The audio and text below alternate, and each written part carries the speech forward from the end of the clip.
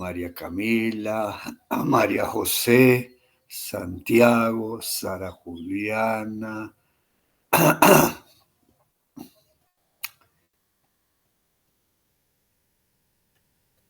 ¿Cómo les fue la evaluación en el examen?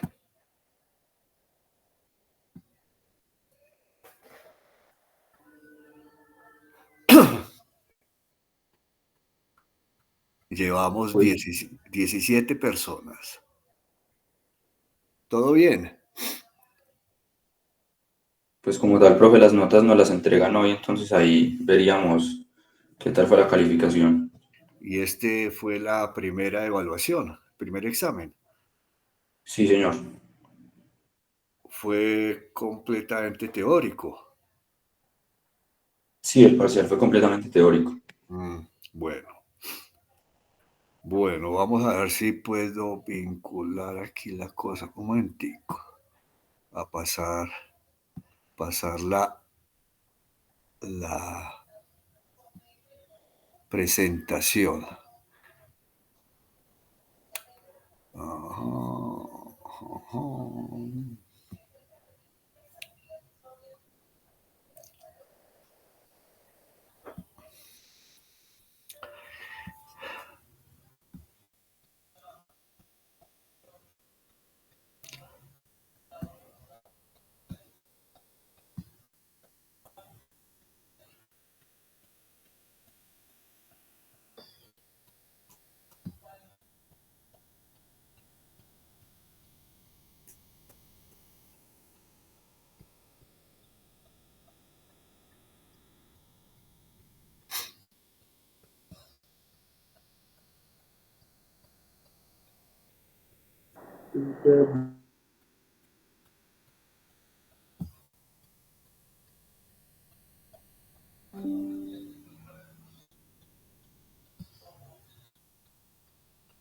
Bueno, ¿están viendo la presentación?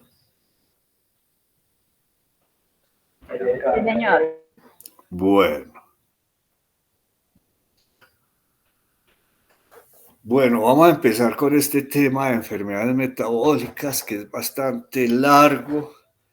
Yo decidí,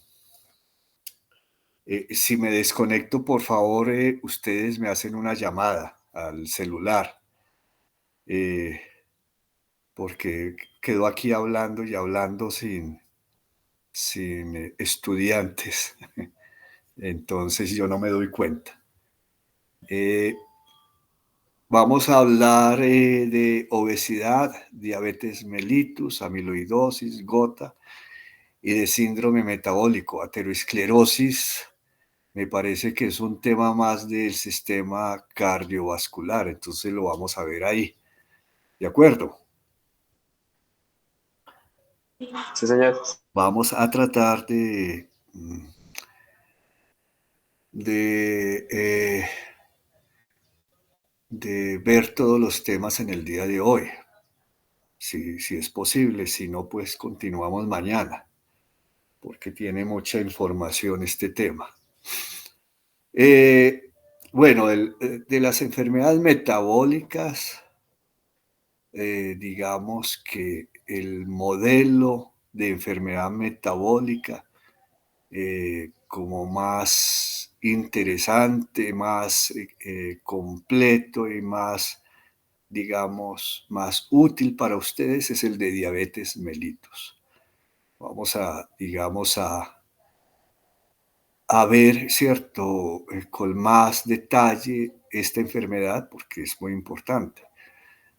Yo les decía que vamos a volvernos un poco más esquemáticos, tratando de, eh, de explicar estas enfermedades, eh, primero con una definición, luego con una clasificación, luego con un intento de explicación fisiopatológica.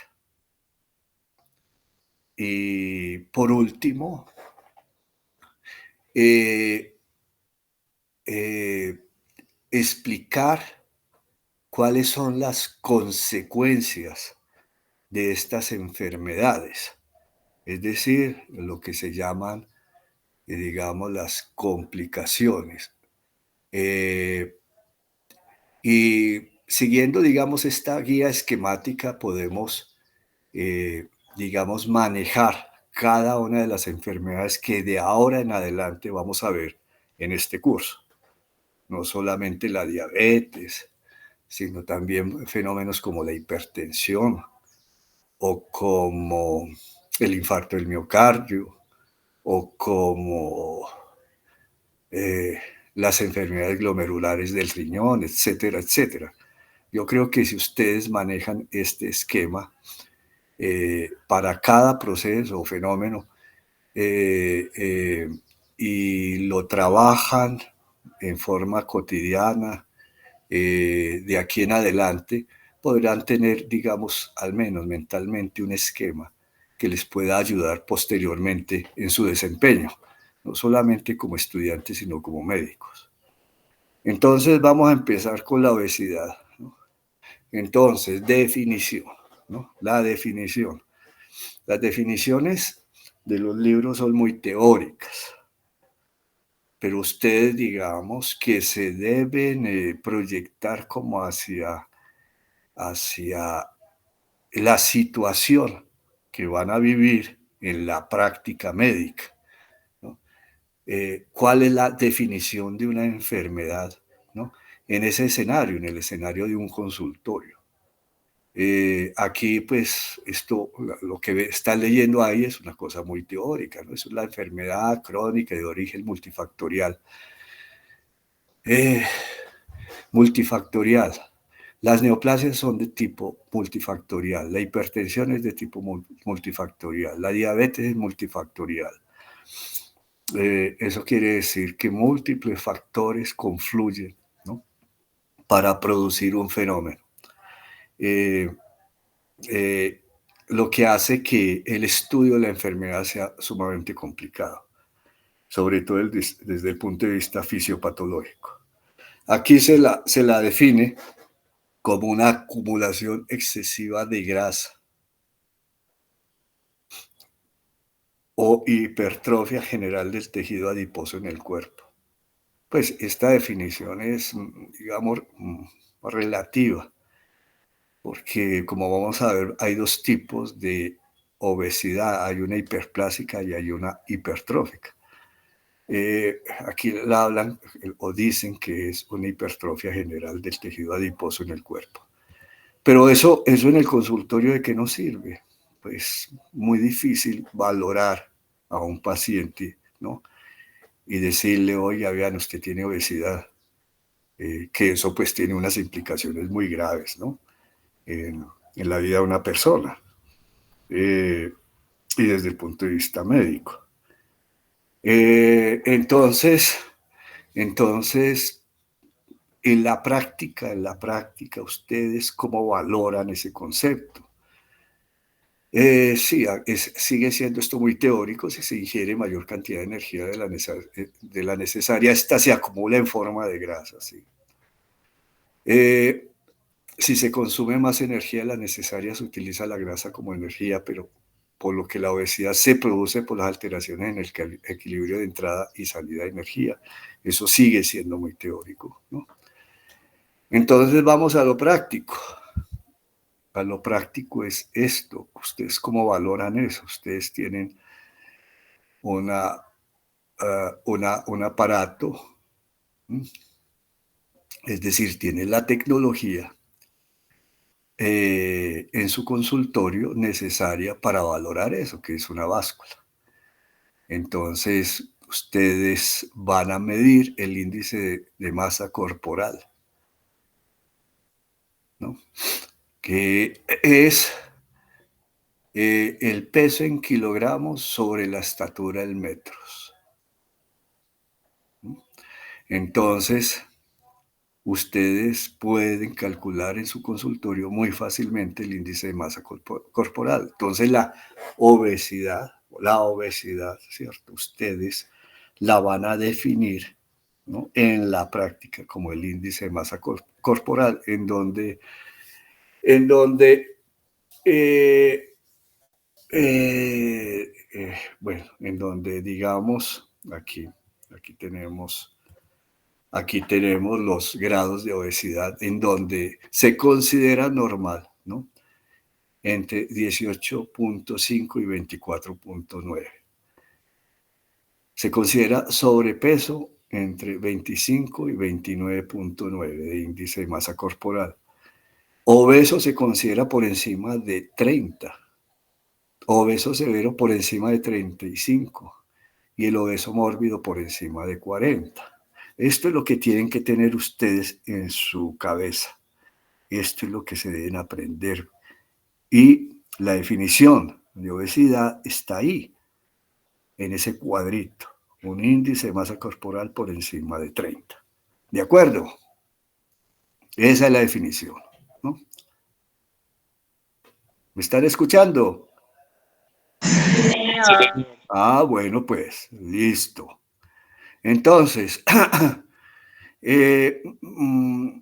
aquí como ustedes ven, pues, cierto, hay varios tipos, digamos, de obesidad, ¿no? Hay una obesidad central, ¿no? Lo que llaman tipo manzana, en donde, en donde la grasa se acumula preferentemente a nivel del abdomen, es decir, la masa, la grasa que uno tiene dentro del abdomen. Y hay una, digamos, una obesidad, digamos, una obesidad, digamos, que tiene una distribución global en todo el cuerpo, ¿no? Pero lo importante de esto es que la obesidad central tiene un riesgo mayor de enfermedad cardiovascular. Otro de los criterios que se utilizan, ¿no? Es la medición del perímetro abdominal, ¿no? Que se considera como obesidad abdominal o central en mujeres, un perímetro abdominal mayor de 80 centímetros y en el hombre una perímetro abdominal mayor de 90 centímetros. Bueno, en cuanto a la epidemiología, pues ustedes saben que la obesidad se ha vuelto un problema a nivel mundial desde 1980.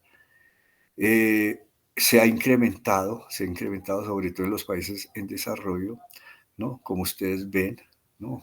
El 13% de la población tenía obesidad en 1960 y en 2010 el 35%, y eso ahorita puede ser peor, ¿no? La prevalencia de obesidad en el 2016 a nivel mundial era del 39%.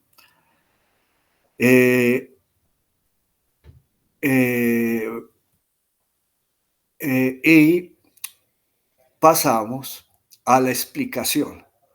Primero tenemos la definición, luego tenemos una clasificación y ahorita tratemos una explicación de la obesidad.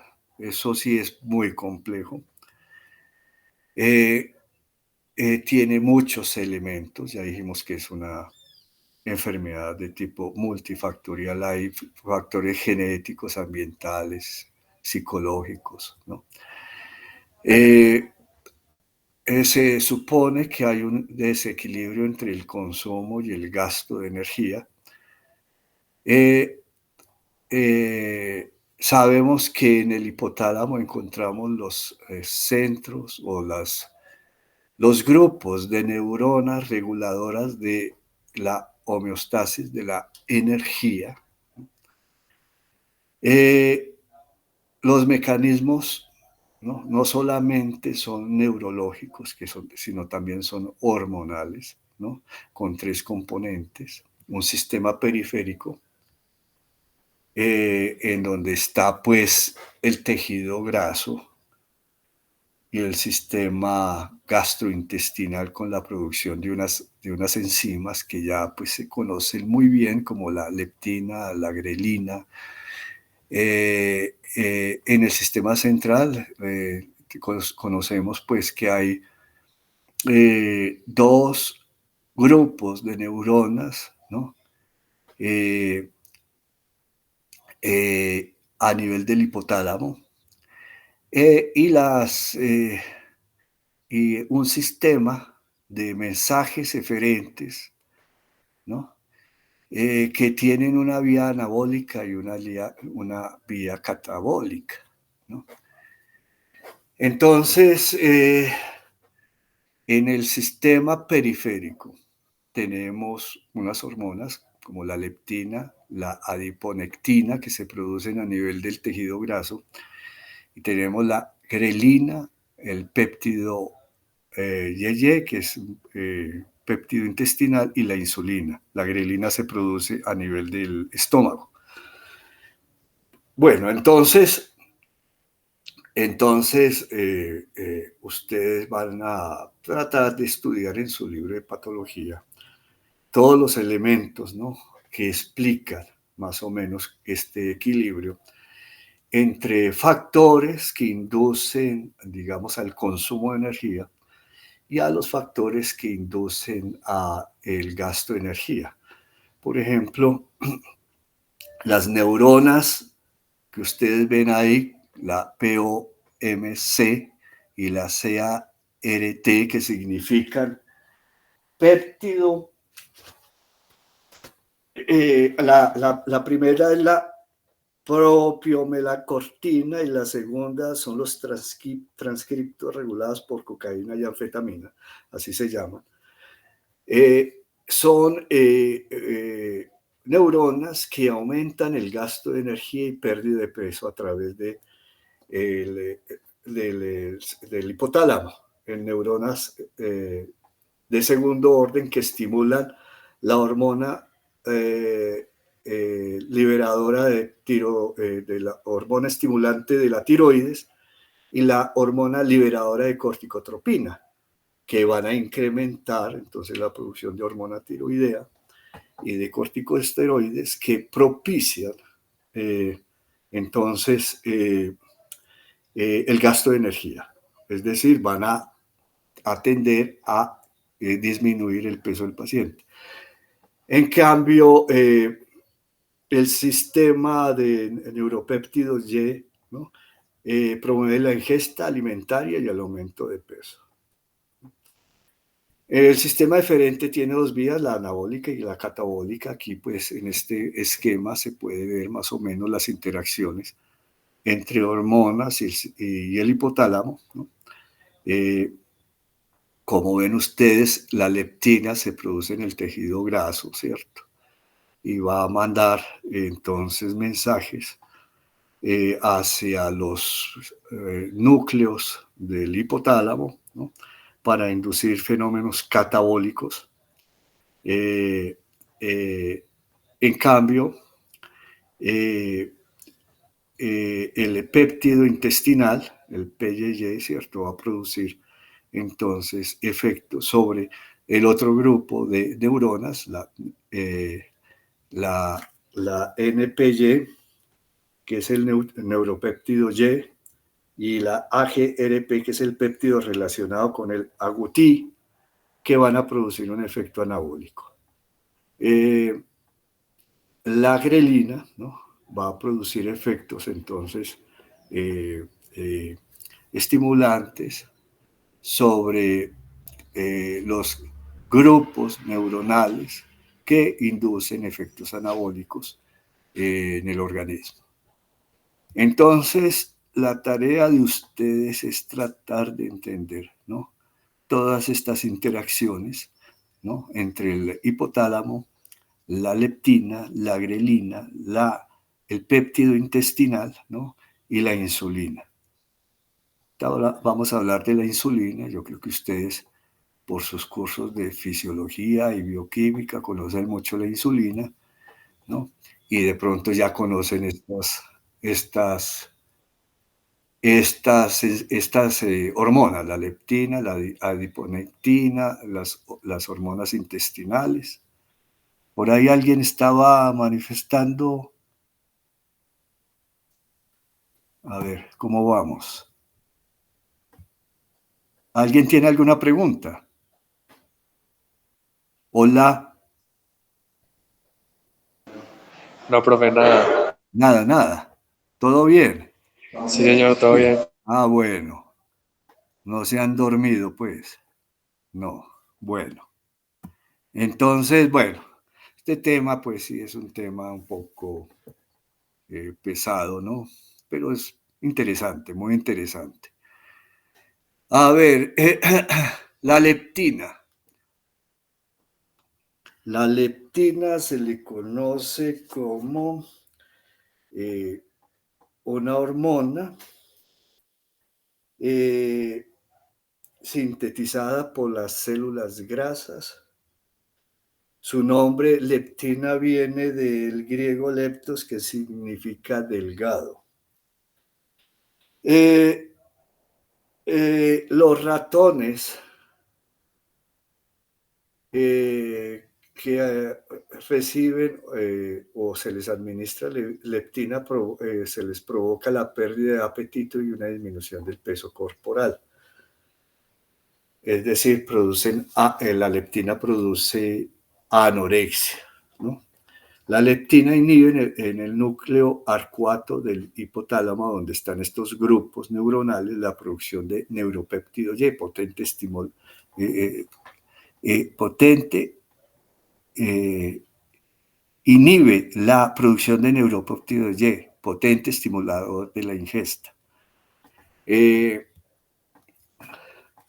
La leptina también inhibe la secreción de insulina por las células beta del páncreas y estimula la utilización de glucosa, particularmente desde la captación de glucosa del músculo, y promueve el transporte de glucosa a través del intestino. Y aumenta la lipólisis en el adipocito. Entonces, todos estos efectos llevan a que el paciente entonces pierda tejido graso, es decir, se adelgace. La adiponectina es una proteína que se produce también en el tejido graso, ¿no? Se pueden medir los niveles circulantes de esta proteína plasmática, es una proteína plasmática que se puede detectar en sangre.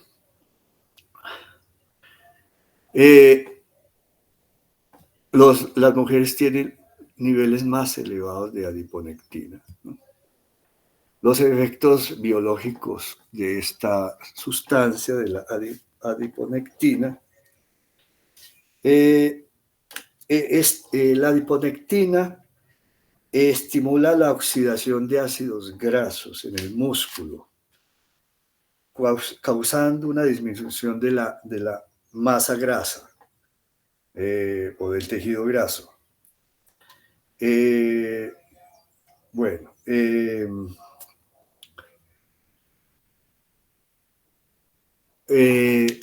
inhibe la gluconeogénesis, inhibe la producción de glucosa en el tejido hepático y tiene propiedades antiaterogénicas y tiene también efectos antiinflamatorios, ¿no? Entonces, la relación entre adiponectina y la grasa corporal es inversa. Entre más tejido graso tenga una persona, menos adiponectina va a tener o va a sintetizar. Y la adiponectina aumenta la sensibilidad a la insulina, ¿cierto? Cuando el paciente empieza a perder peso. Tenemos las hormonas intestinales, la grelina, el péptido intestinal, ¿no? La grelina es un péptido de 28 aminoácidos que es excretado por el estómago. Los niveles de grelina en sangre aumentan antes de la comida y disminuyen después de esta, considerando que es un antagonista de la leptina. Los receptores para grelina se expresan en el núcleo arcuato, volvemos al hipotálamo, ¿no? Y es un potente estimulante del apetito. Y el péptido intestinal y el el GLP-1 se sintetizan en la porción distal del tracto digestivo y sus niveles se encuentran muy bajos en el ayuno. Actúan directamente inhibiendo la liberación de neuropéptido Y en el hipotálamo y estimulando la producción de un fragmento del péptido anorexígeno del POMC. Los agonistas del GLP se usan para tratar la obesidad o se están intentando producir medicamentos, ¿no?, para tratar la obesidad.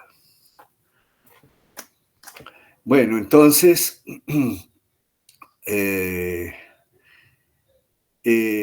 número total de adipocitos en el cuerpo se establece en la infancia y en la adolescencia, es decir, que ya la persona madura va a tener, ¿cierto?, en su tejido graso la cantidad total de adipocitos y eso no aumenta ya después. En adultos, el 10% de adipocitos se renuevan anualmente. La obesidad hipertrófica, entonces, desde el punto de vista del tejido graso hay dos tipos de obesidad, la hipertrófica y la hiperplásica. La hiperplásica se da en la infancia y adolescencia y el tejido graso aumenta su volumen por aumento del número de las células. En cambio, en el adulto es una obesidad hipertrófica, en donde el aumento del volumen del tejido graso se da por el aumento del volumen de cada adipocito, no por el aumento en el número de adipocitos. Eso es un concepto, pues, desde el punto de vista patológico de la clasificación de la obesidad, ¿no? ¿Cuáles son las consecuencias generales dentro de ese esquema que les he dicho, ¿cierto? De definición, de clasificación, de causas de los fenómenos, pues a lo último vamos a tener consecuencias. Las consecuencias de la obesidad. Esto pues es un tema muy importante, ¿no?, que ustedes tienen que entender. Es decir, que la obesidad tiene unas consecuencias, es decir, produce otros fenómenos, produce otras enfermedades, o propicia o promueve otros fenómenos, ¿no? En primer lugar, ¿no?, esto vamos a hablar ahora, ¿no?, aumenta la resistencia a la acción de la insulina en el tejido graso y en el músculo, lo que puede llevar a una diabetes tipo 2. Está asociado a la producción de hiperlipidemias,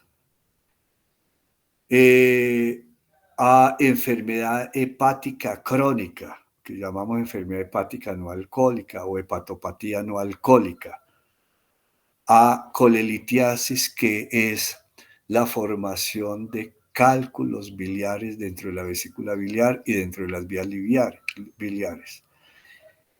Lo que conocemos como el síndrome de Pickwick, que son estos pacientes gordos, obesos, que tienen hipoventilación e hipersomnia. ¿Qué es la hipersomnia? ¿Saben ustedes?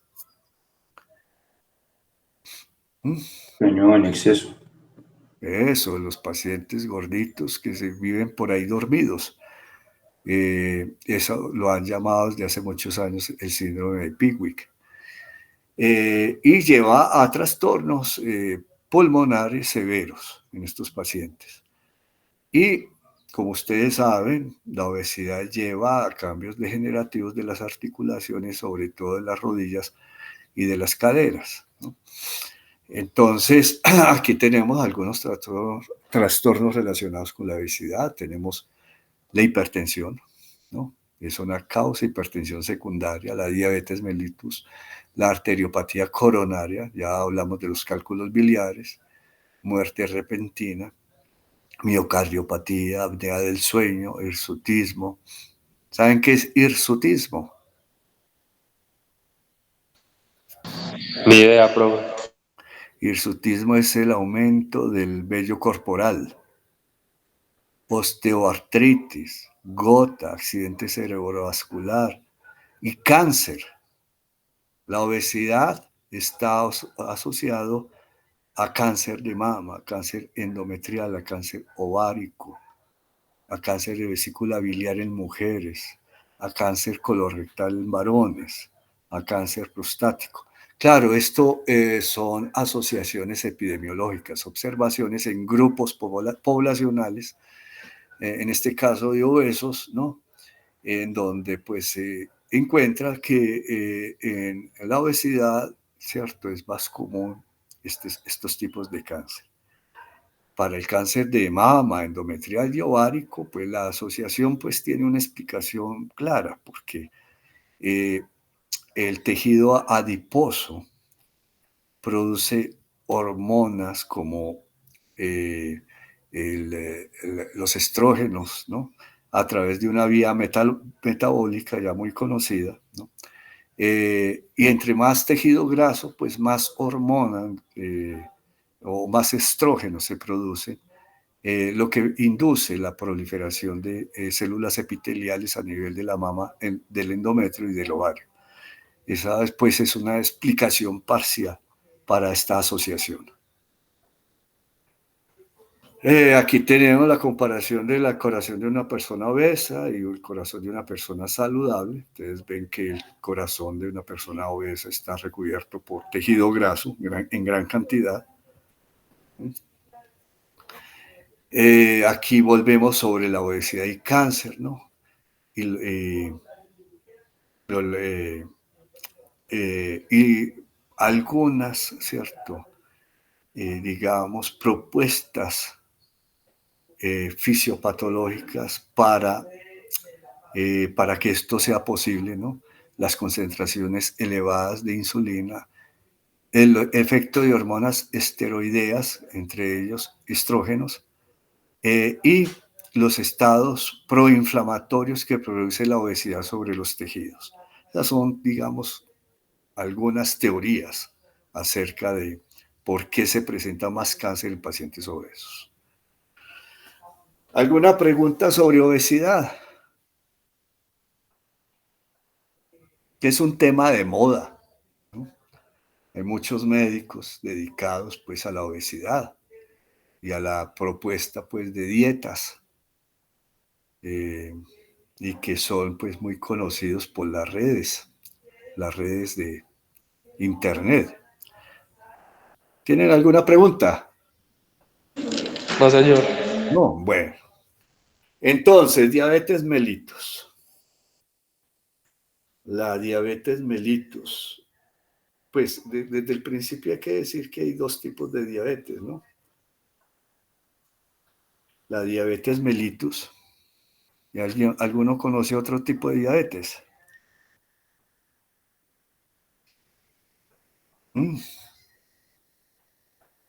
Que no sea mellitus. Pues como tal existe el término de diabetes insípida, pero pues eso no... Insípida, sí, exacto. Es decir, esto es un conocimiento muy antiguo desde los egipcios, desde los romanos, desde la medicina griega. Y es que para hacer el diagnóstico probaban la orina, ¿no?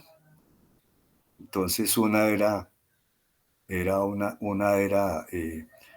la mellitus, ¿no?, que tenía sabor dulce, y la otra que no tenía sabor dulce. Desde ahí vienen los nombres. La otra, ¿por qué se produce? Por aumento de absorción de la glucosa en el riñón. Ah, bueno, ¿y eso por qué se da? La insípida.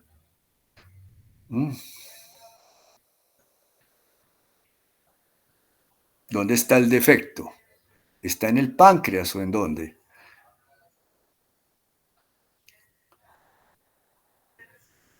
En el riñón no es, profe, no sé. No, a nivel hipotalámico. Es para que estudien el tema. Sobre la producción de ADH. ¿De qué? De ADH. Eso, de hormona antidiurética, exacto. Ya. Entonces son dos tipos de diabetes distintas. Bueno, ¿en dónde se produce la insulina? En las células beta de los islotes de Langerhans, ¿no? Eh, eh, y ahí ven ustedes pues que el glucagón se produce en las células alfa y en las células delta, la somatostatina, ¿no? La historia de esto es muy larga, ¿no? Muy larga. Aquí hay algunos datos, ¿no? Eh, eh, eh, de algunas personas que investigaron la diabetes. Porque pues desde el punto de vista, se conocía muy bien desde el punto de vista clínico, ¿no? Por ejemplo, Brunner ya había descrito la triada clásica, ¿no? Como síndrome, la diabetes, ¿no? Con polidipsia, polifagia y poliuria. Y él experimentaba en perros, ¿no? Antes se creía que el páncreas no servía para nada, que era un órgano que no producía pues ningún tipo de elementos indispensables para la vida. Pero estos señores, ¿no? Ensayaban quitando el páncreas en animales, ¿no? Y producían los síntomas clínicos típicos de la diabetes, ¿no? Este señor Dobson, ¿no? Hizo estudios en grupos de pacientes y encontró, ¿no? que en la sangre había azúcar, lo mismo que en la orina, y las midió. Bueno, la historia, como les digo, es muy larga, ¿no? Hasta que empezaron a tratar de identificar el principio activo que se producía en el páncreas, ¿no? Eh,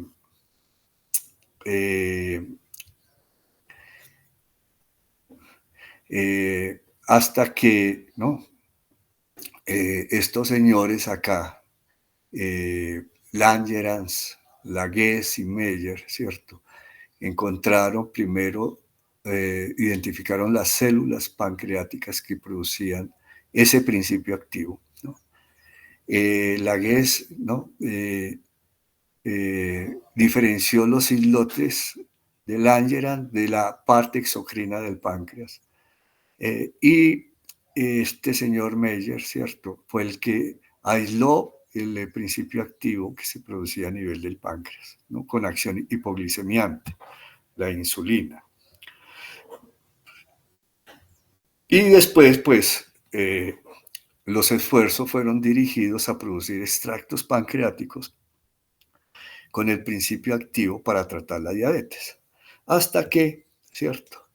Se pudo aislar el principio activo y sintetizar, que es lo pues, que lleva a, digamos, a obtener la insulina como, digamos, elemento terapéutico. Bueno,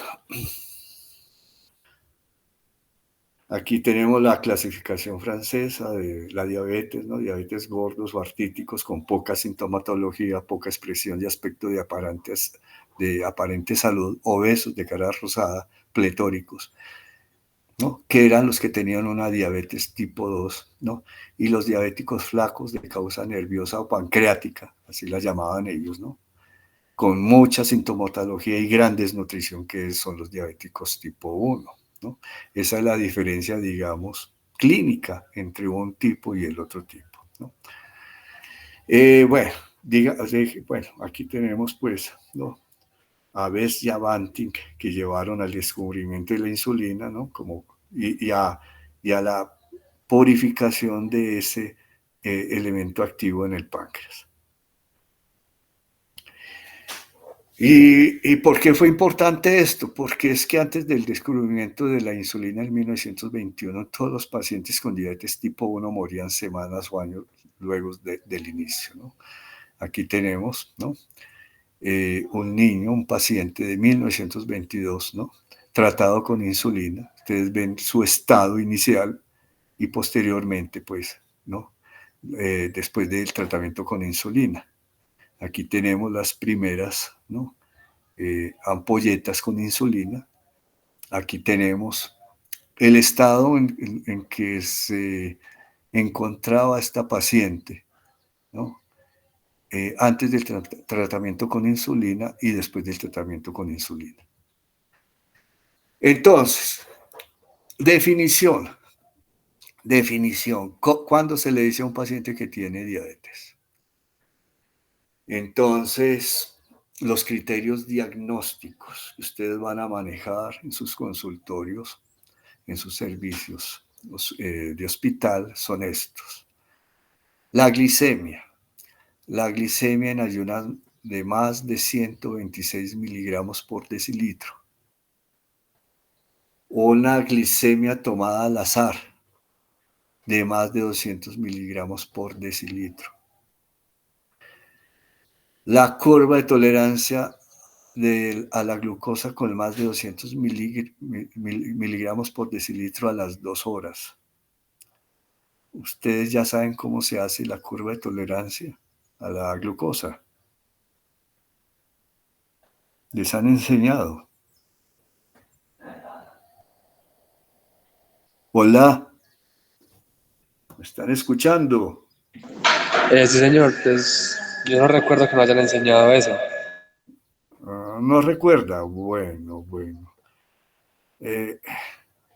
¿Ustedes tienen acceso a un laboratorio clínico allá en su universidad?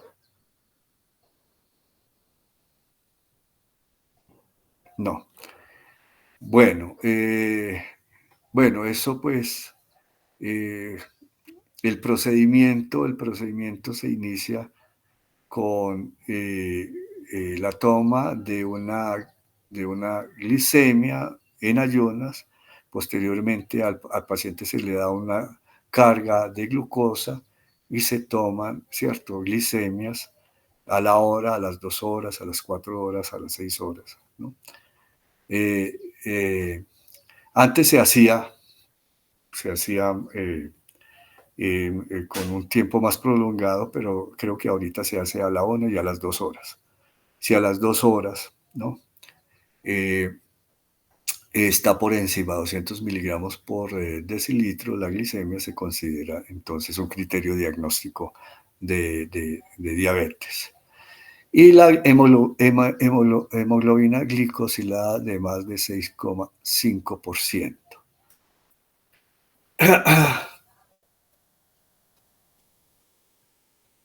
Entonces, las curvas de tolerancia a la glucosa, ¿no?, como les venía diciendo, ¿no?, también sirven para el diagnóstico de lo que se conoce como prediabetes. Entonces, aquí tenemos antes, ¿no?, los criterios diagnósticos para diabetes. Estos son los criterios diagnósticos para prediabetes. Yo creo que esto se los voy a preguntar en el examen que vamos a hacer sobre enfermedades metabólicas, para que ustedes tengan claro en su cabeza esto, ¿cierto? Y no se les olvide, y lo manejen, ¿cierto?, periódicamente en su vida como profesionales. Este también, ¿no? Que es una prediabetes. Entonces ustedes tienen aquí los criterios diagnósticos de prediabetes. Se considera también la glicemia en ayunas, la curva de tolerancia a la glucosa, la hemoglobina glicosilada. ¿Por qué? Porque es que se considera que el 25% de estos prediabéticos va a desarrollar diabetes en 5 años. Bueno, clasificación.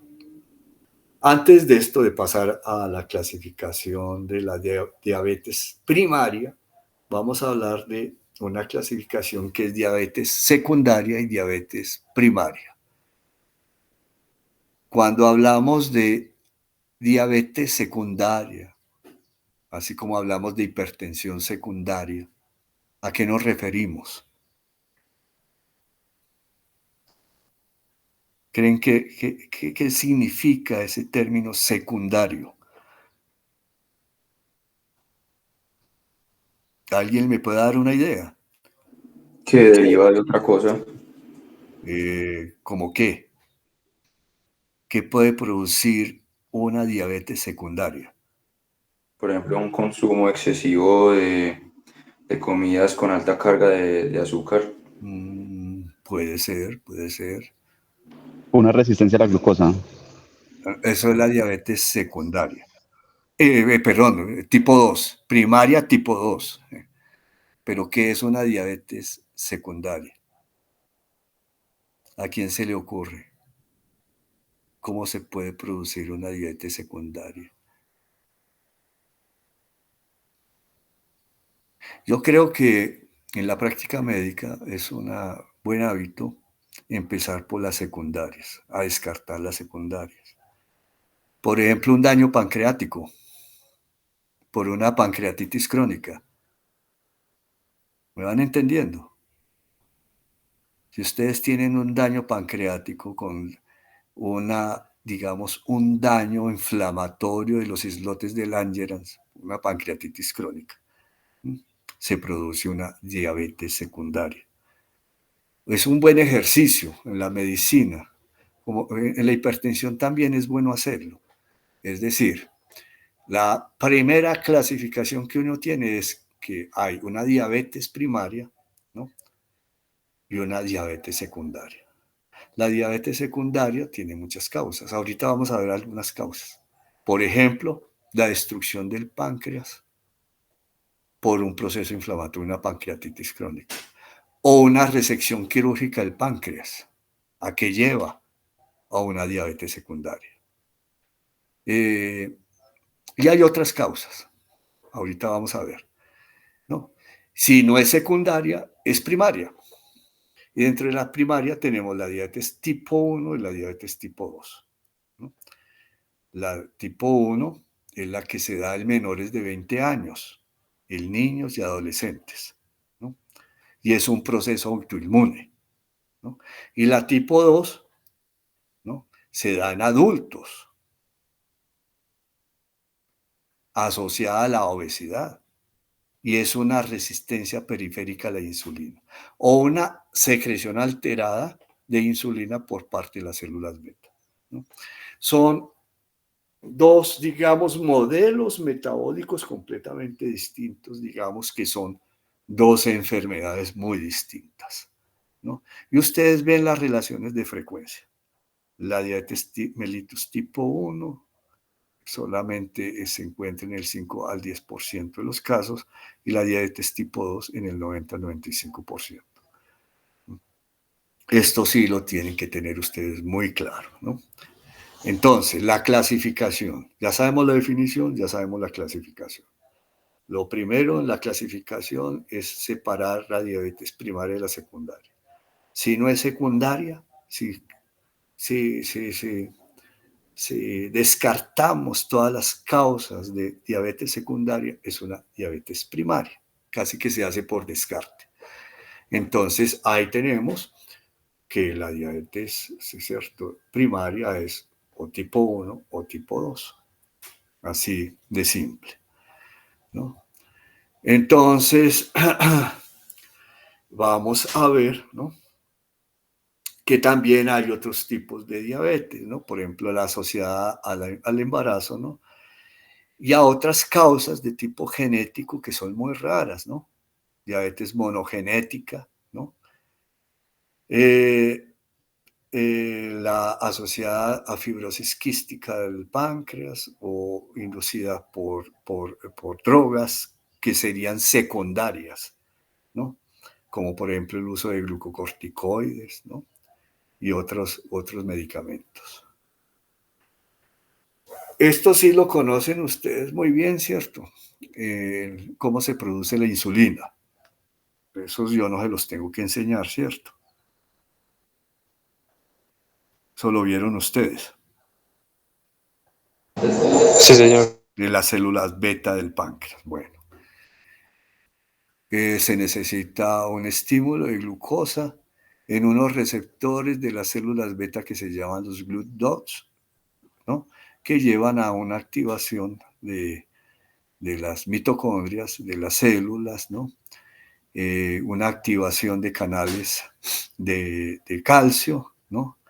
La entrada de calcio para que la célula empiece a sintetizar insulina, pues la insulina pues tiene varios pasos, ¿no?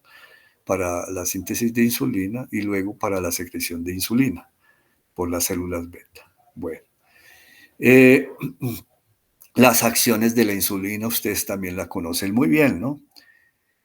En el tejido adiposo aumenta la captación de glucosa, ¿no? Estimula la lipogenia, disminuye la lipólisis a nivel del tejido adiposo. En el músculo aumenta la captación de glucosa por parte de las células, aumenta la síntesis de glucógeno y la síntesis de proteínas, y en el hígado disminuye la gluconeogenia y aumenta la síntesis de glucógeno en los hepatocitos, ¿no? Y aumenta la lipogenia.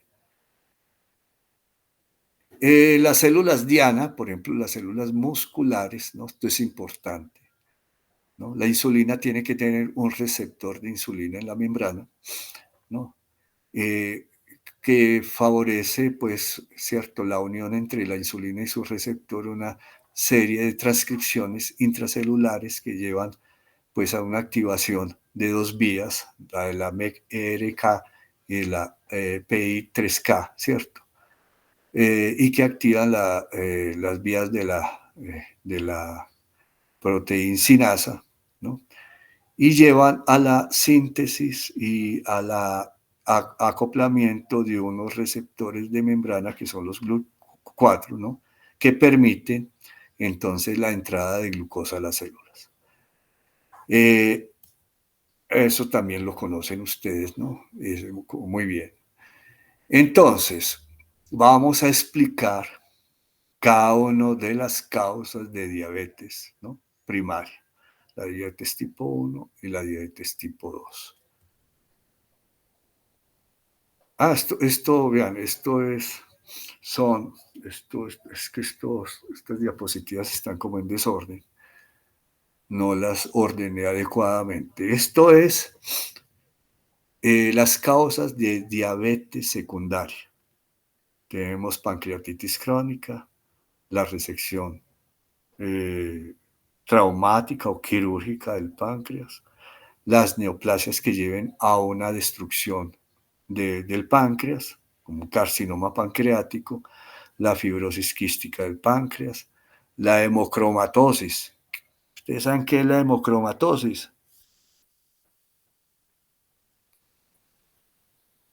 Es el depósito de hierro en los tejidos, en el páncreas y en el hígado preferentemente, ¿no? La pancreopatía fibrocalculosa, es decir, la presentación de cálculos, ¿no? Que llevan a una obstrucción de las vías pancreáticas y a una destrucción del tejido pancreático. Endocrinopatías, la acromegalia, el síndrome de Cushing, el hipertiroidismo, el feocromocitoma, el glucagonoma, producen entonces, estos son causas raras, ¿no?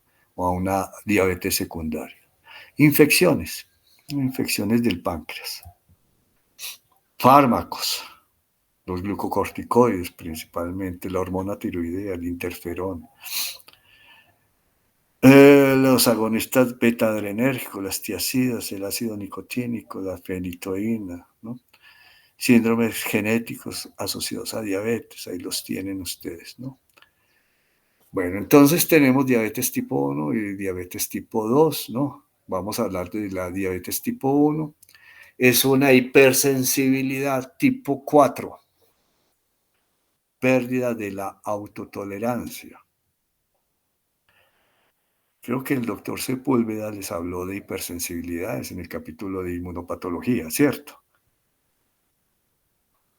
La hipersensibilidad tipo 4.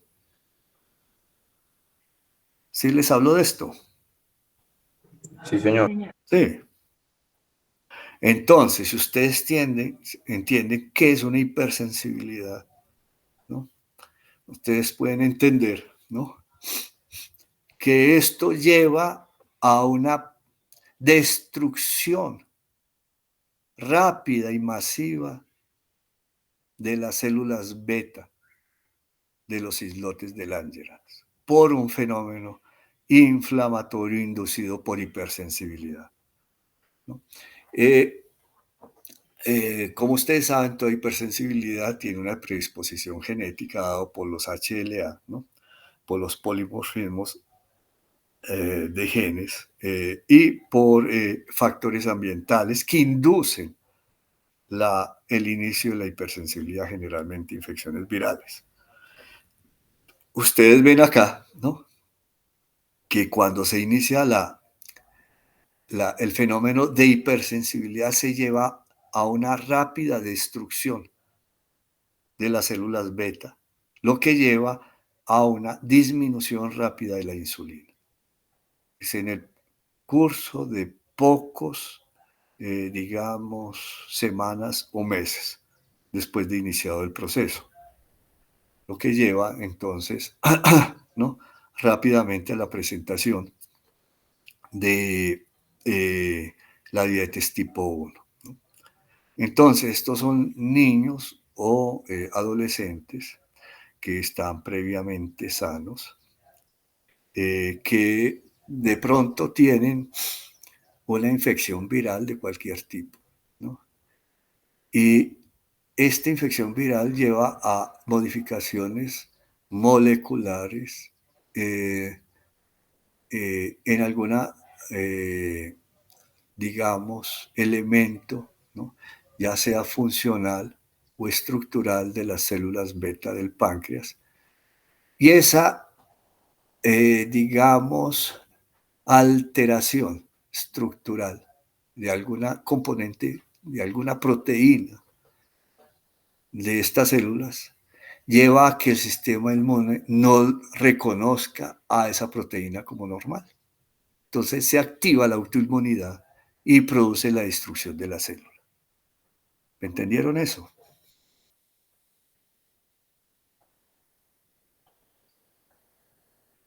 Hipersensibilidad tipo 4, lo que lleva a una destrucción de las células beta y de los islotes en su totalidad, ¿no? Y esto pues lleva a que los pacientes entonces dejen de producir insulina. No tienen insulina. Estos son pues entonces personas jóvenes que rápidamente desarrollan la enfermedad, eh, eh, eh, y tenemos la diabetes tipo 2.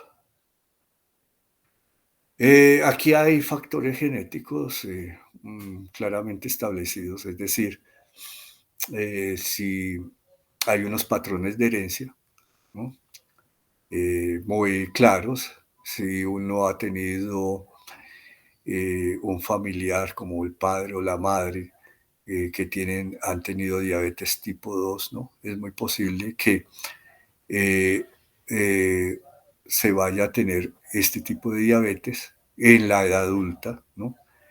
Está muy asociado a la obesidad, al sedentarismo, a trastornos del sueño, ¿no?, y a defectos metabólicos muy claros, pero principalmente la obesidad, ¿no? Y la patogenia de la enfermedad se debe o a resistencia a la insulina o a disfunción de las células beta del páncreas. Pero esto aparece posteriormente, como les voy a explicar, ¿no? Defecto en la respuesta normal de los tejidos a la insulina. Una resistencia a la acción de la insulina, preferentemente en el tejido adiposo y en el tejido muscular, ¿no? Lleva a una incapacidad de inhibir la gluconeogénesis, a una incapacidad de captación postprandial de glucosa en el músculo, lo que deja que la glucosa permanezca en la sangre, y una incapacidad de inhibir las lipasas, lo que lleva a un aumento de ácidos grasos libres en la sangre, ¿no? Bueno, esto pues, la respuesta y la insulina en la diabetes, ¿no? Ustedes tienen ahí la línea azul los pacientes normales y en la línea roja la respuesta de la insulina, ¿cierto? En pacientes diabéticos es completamente distinta. Entonces, ¿cómo es eso de la resistencia a la acción de la insulina? Estamos hablando del tejido muscular y el tejido graso, células adiposas y células musculares, ¿no? Entonces, en la sangre tenemos insulina, ¿no?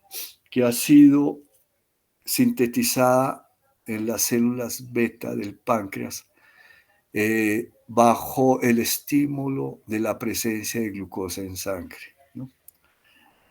Entonces, esa insulina tiene receptores de membrana, ¿no? En esas células, en las células del músculo y en las células del tejido graso. Inmediatamente la insulina se acopla a los receptores, se inician una serie de transcripciones intracelulares, ¿no? O de señales, ¿no? Que llevan a la producción de los canales GLUT4, ¿no? Para que entre glucosa. Y ustedes ven ahí, ¿cierto?, que va a haber un defecto en la señalización hasta el GLUT4. Es decir, que esos canales no se producen ni se acoplan a la membrana para permitir la entrada de la glucosa a la sangre. Y la glucosa entonces va de la glucosa de la sangre hacia la célula. Entonces la glucosa va a permanecer en la sangre y no va a poder ser utilizada por las células musculares y las células adiposas. Entonces, la captación de glucosa va a estar disminuida en estos transportadores de glucosa.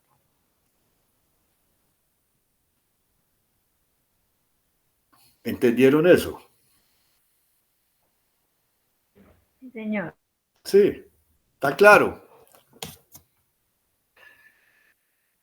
Esto, pues, cierto, ocurre generalmente para personas obesas, ¿no? Que tienen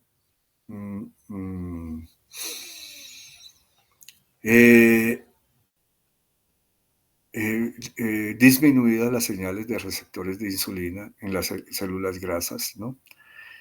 Las síntesis de lectina y adiponectina disminuyen, ¿cierto? Disminuyen la glicemia, pero entonces por esta resistencia, ¿no? Entonces se va a producir una alteración de todos estos procesos metabólicos y se van a producir también factores proinflamatorios, entre ellos las interleuquinas, ¿cierto? Y citocinas. Aquí tenemos pues un resumen de todo esto, ¿no? Relacionado con la diabetes tipo 2. Esto en el tiempo va a tener unos efectos sobre, no solamente sobre el tejido adiposo, sobre las células musculares, sino también sobre el páncreas, porque las señales hacia el páncreas van a ser muy raras, porque en la sangre va a haber mucha insulina, ¿no? Diferente al diabético tipo 1, que no va a tener insulina. El diabético tipo 2 tiene mucha insulina en sangre, ¿no? Porque no se está utilizando, pero también va a tener mucho azúcar en la sangre. La glicemia va a estar aumentada. Entonces, ¿qué va a hacer el páncreas frente a los incrementos de la glicemia? Va a tratar de producir más insulina por parte de las células beta. Eso lleva a una hiperinsulinemia, ¿no? Para tratar de compensar el manejo de la glucosa. Pero en el tiempo, estas señales completamente contradictorias van a llevar a que la célula beta, digamos, se va a fatigar, por decirlo de alguna forma, ¿cierto? Y se va a producir una degeneración de los islotes que lleva al final a una disfunción de las células beta. Esto va a llevar pues a una alteración estructural del islote del Langerhans, como vamos a ver ahora, y a una progresión de la enfermedad, ¿no? Que puede terminar pareciéndose a una diabetes tipo 1, porque si se altera el islote en el tiempo, digamos con los años, esto es un proceso evolutivo más bien lento, el páncreas va a dejar de producir insulina, ¿no? Y los niveles de insulina en sangre van a ser bajos, y se va a empezar, ¿cierto?, a aparecer mucho la enfermedad de la diabetes tipo 1.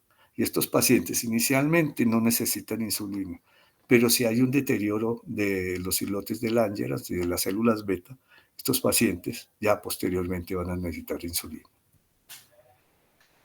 ¿Cómo la obesidad lleva a diabetes mellitus? Pues ustedes, cierto, ya les expliqué más o menos cómo se producía todo el fenómeno de la resistencia, ¿no?, de los tejidos a la utilización de insulina, ¿no?, a la alteración del metabolismo de los elementos producidos en el tejido graso, ¿no?, como las adipocinas, la producción de ácidos grasos libres en la sangre, a producción de citocinas interleuquinas por el tejido graso, ¿no?, que llevan, ¿cierto?, a un deterioro de los islotes pancreáticos y de la célula beta. Aquí ustedes tienen, pues, cómo se va deteriorando, pues, ¿cierto?, el islote, ¿no?, y va perdiendo células.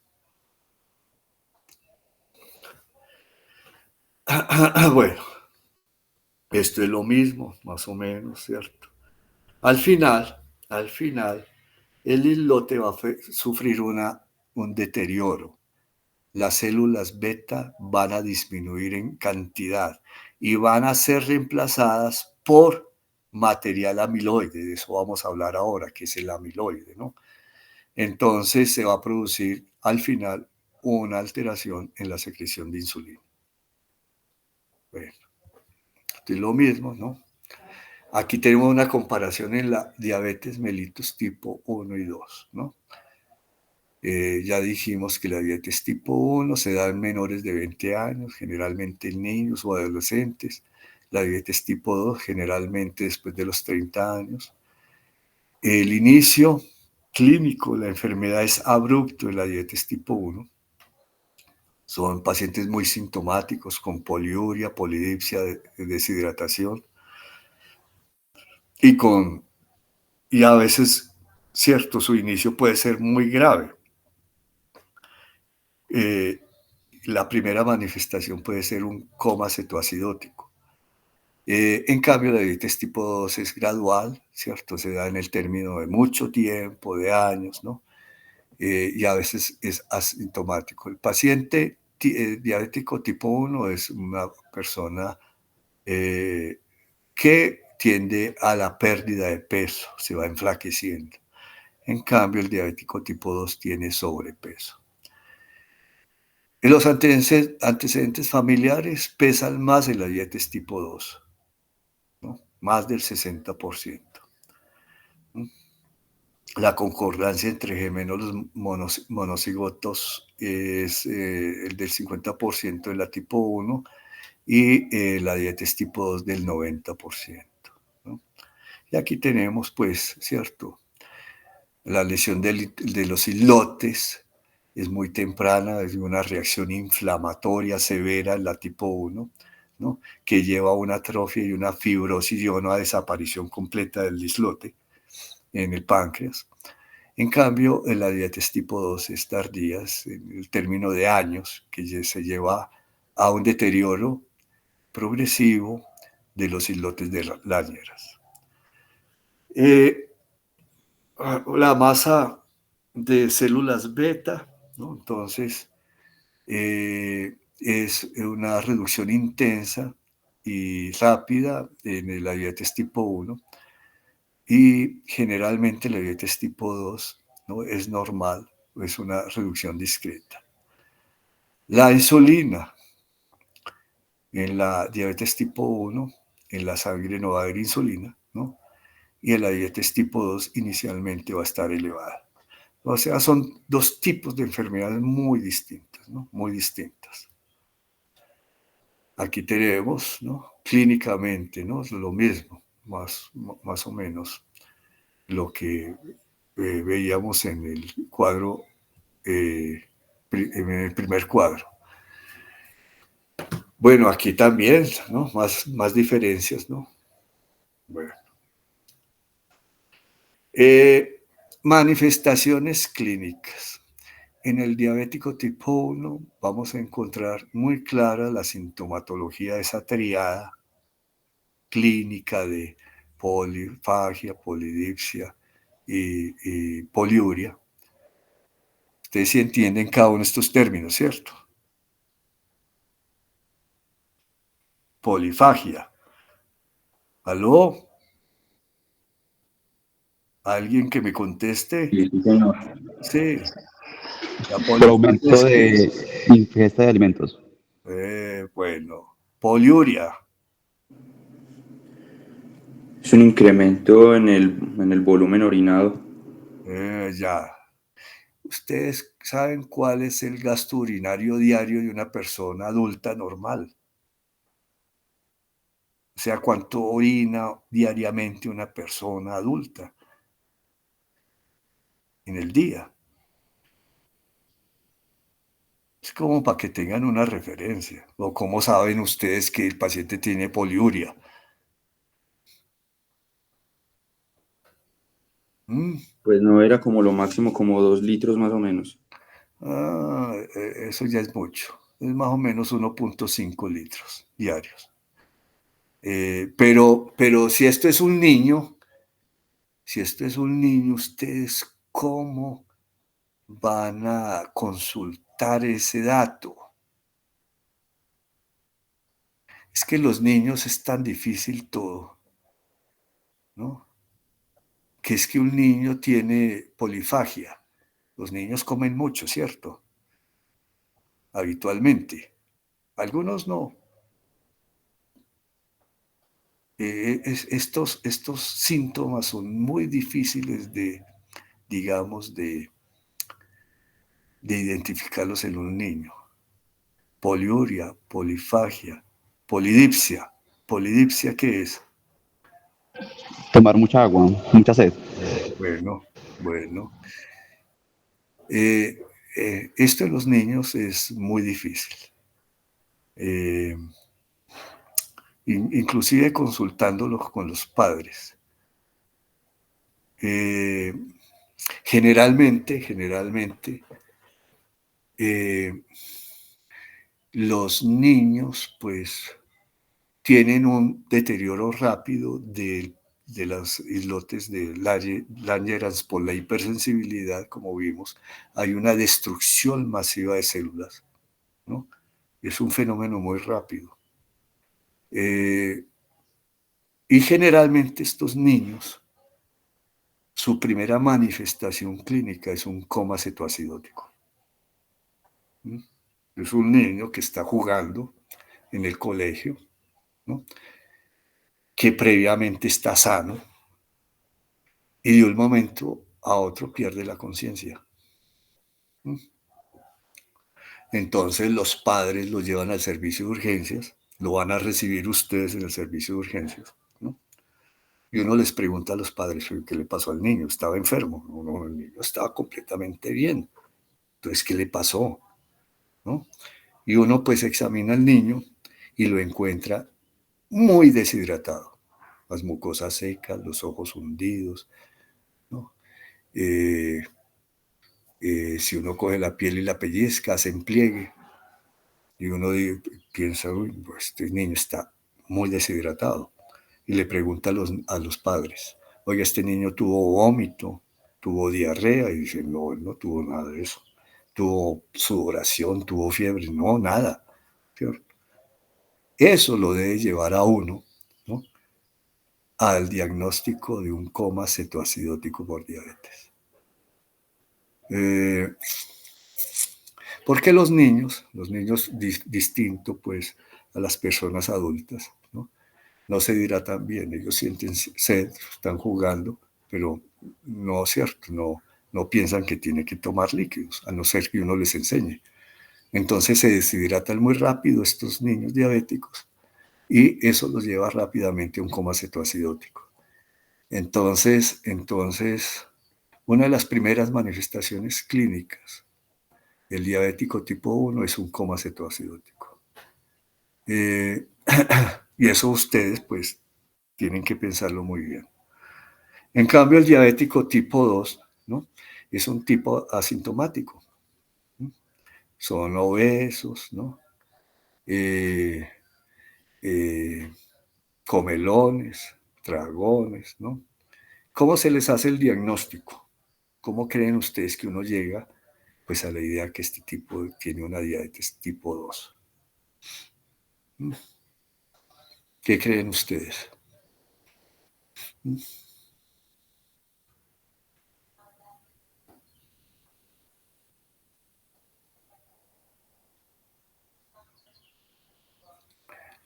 Profe, por afectación a órganos blancos.